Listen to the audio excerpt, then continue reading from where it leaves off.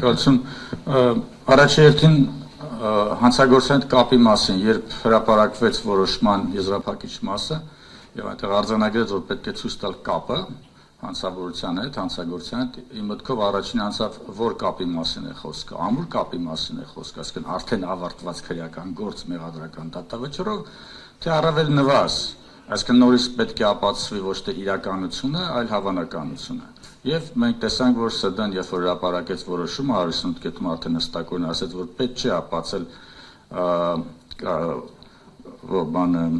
Արարատ Ավագյանի նախադեպային իրանքով սանված շեմը ողջամիտ կասկածից վեր, այսինքն պետք չէ մեղադրական դատավճիռ, այլ պետք է ցույց տալ որոշակի ողջամիտ հավաստիությամբ հանցավոր վարքագծի առկայությունը։ Եվ ՍԴ-ն մենակ չէ, ամբողջ գլոբալ քաղաքականությունն է կոռուպցիայի կանխարգելում են գնում այս ուղղությամբ, որովհետև երբ որ տեսնում են ավարտված քրեական դատավարության որքան գույք է հանվում շրջանառությունից անօրինական, շատ ցածր արդյունքներ է ստացվում, սա գլոբալ հետազոտություն է։ Հետաբար դրա համար 90-ականներից 2000-ականներից սկսեց զարգանում մոտեցումը, որ առավել հեշտ է քաղ դատավարությամբ, ապացի առավել ցածր շեմով ենթադրաբար, այսինքն ավելի հավանական է այո քան ոչ Միացյալ Նահանգներում, որ կիրառվում է նման շեմերով գույքը հանել, որտեղ ի վերջո նպատակը չէ անձին դատապարտելը, այլ նպատակն է քաղաքացիական պատասխան ենթարկելը։ Եվ սա, կրկնում, սա ՍԴ-ն թե ստիպված է սա ասել, թե չգիտեմ ինչ պատճառը, բայց սա գլոբալ քաղաքականություն է։ Բայց այլ հարց է, որ այս գլոբալ քաղաքականությունը կա մի ոլորտ, որի հետ չի կարողանում մերվել։ Դա մարդու հիմնական իրավունքներն են։ Եվ սա մենք տեսնում ենք եվրոպական դատային նախադեպային իրավունքը, որը խիստ հակասական է։ Եվ շատ հարցեր է բարձրացնում, եւ նույնիսկ 10 տարվա կտրվածքով նախադեպային իրավունքի մեջ Գոգիտիձեի եւ մինչեւ վերջին բուլղարական գործերի մեջ արդեն օրինակ Գոգիտիձեի մեջ շատ ակնարկում է փաստի ուժով, որ այնտեղ քրեական գործեր հարուցվել։ Բայց արդեն Թոդորովի գործում ամբողջացնում է ողջ այդ իր արսենալը, որ անպայման պետք է ցույց տալ կապը հանցավորության, բայց այնտեղ չի նշում, որ պետք է մեղադրական դատավճիռ լինի։ Եվ հետո արդեն մնացած գործերում այդ մոտենում է կրկին այդ դիրքորոշմանը։ Այսինքն կա խնդիրը միայն Հայաստանում չէ, խնդիրը կոռուպցիայի կանխարգելման գլոբալ քաղաքականությունն է, որը չի համակերպվում մարդու իրավունքի հետ եւ այն գործիքները, որ բերված է անգլոսաքսոնական համակարգից, դժվար են համակարգում մայրցամաքային եվրոպական իրավունքի հետ։ Եվ ես տեսնում եմ Միեդի ճիգերը, ինչ որ կերպ կոմպրոմիսների գնալ, չէ՞ որ Միեդը ստեղծել է 40 տարվա նախադեպային իրավունք, օրինակ, որ չի կարելի զուգամիտել քրեական գործը քաղաքացիական գործի հետ, առավել եւս չի կարելի քրեական գործից բերել նյութեր եւ դնել քաղ գործի մեջ, առավել եւս չի կարելի գաղտնի պայմաններով ստացված օպերատիվ տվյալները կիրառել քաղաքացիական պատասխանատվության ենթարկելու համար, որովհետև անձը այդ գաղտնի եղանակով ստացված տվյալների դեմ չի կարող պայքարել քաղաքդատավարության գործիքներով, որովհետև քաղաքդատավարության գործիքները չափազանց պրիմիտիվ ու չափազանց բութ են, որպեսզի կարողանան պայքարել հանցավորության մեջ կասկածի հիմքով ստացված քրեադատավարական գործիքների դեմ։ Ահա այս հակասությունը մենք արդեն տեսանք ՍԴ որոշման մեջ, հակասականությունը, բայց կրկնում սա միայն ՍԴ-ի խնդիր։ ՍԴ-ի միակ մեղքայինը, որ 3 տարի տևեց դա, եւ այդ տասկում դատարանները հեղեղվեցին գործերով, եւ հիմա դատարանները, դատախազները կանգնած են փաստի առջեւ։ Բայց այն մեթոդաբանությունը, որը Հայաստանում շատ թույլ է զարգացած, այն է հանրային եւ մասնավոր շահերը փոխհավասարակշռելը։ Տարբեր իրավահարաբերությունում։ Հիմա դատախազները եւ դատարանները կանգնած են լրջագույն փաստի առաջ, որ իրենք պետք է լուծումը տեսնեն հանրային եւ մասնավոր շահերի փոխհավասարակշռման մեջ։ Ընդ որում Միեդը շարունակ շեշտում է հետեւյալ հանգամանքը, որ նման վարույթներով ի սկզբանե պետությունը դոմինանտ վիճակում է գտնվում, իր ահռելի վարչա իրավական, քրեադատավարական, քրեաիրավական գործիքներով Եվ թեկուզ անունը դնում են քաղաքդատավարություն, որտեղ քաղաքացին քաղաքացու դեմ է,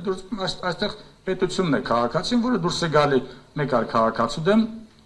հետաբար շատ կարևոր եւ ՍԴ-ն շեշտել է այդ միտքը, որ ինչպես պետք է ապացուցվի այդ հավաստիությունը, անպայման պետք է ուշադրություն դարձնել, թե պատասխանողների դատավարական իրավունքները հարգվել են թե ոչ։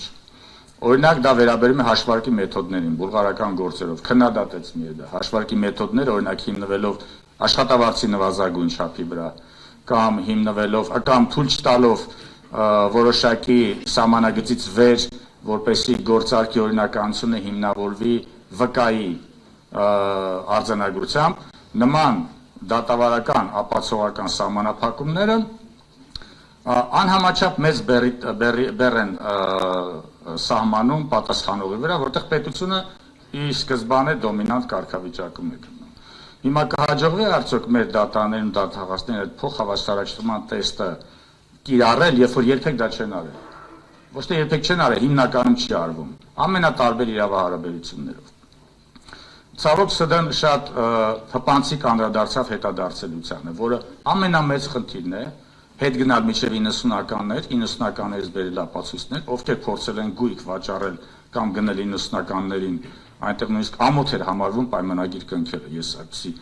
պայմաններ ունեցել եմ, ասում են ինչա, չես վստահում, չկային կառուցակարգեր, չկային օրենքներ, եւ բուլղարական գործերում այդ փաստը շեշտում է, հայցվորը սահմանադրական դատանին հենց այդ խնդիրը ներկայացրել է եւ դա ներկայացրել է փոխհավասարակշռման տիրույթում, որ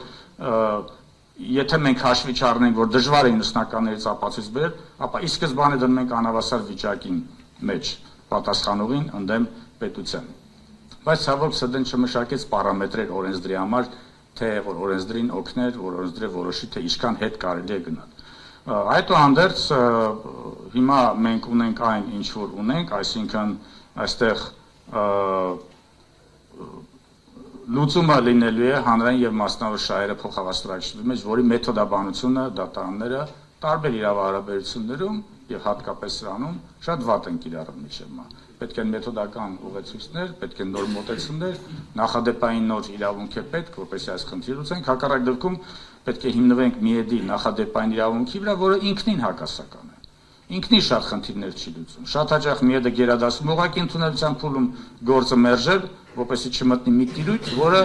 որի վերաբերյալ եթե ինքը որոշում կայացնի, մի կողմից կհակասի գլոբալ քաղաքականության հակակառուցություն, մի կողմից կհակասի իր 40 տարվա նախադեպային իրավունքին։ Ցավոք սրտեն չանդրադարձավ նաև այդ քրեական եւ քաղաքացիական գործերի զուգամիտմանը, որը նույնպես հայցորը ներկայացրել էր, բայց կրկին նշելով, որ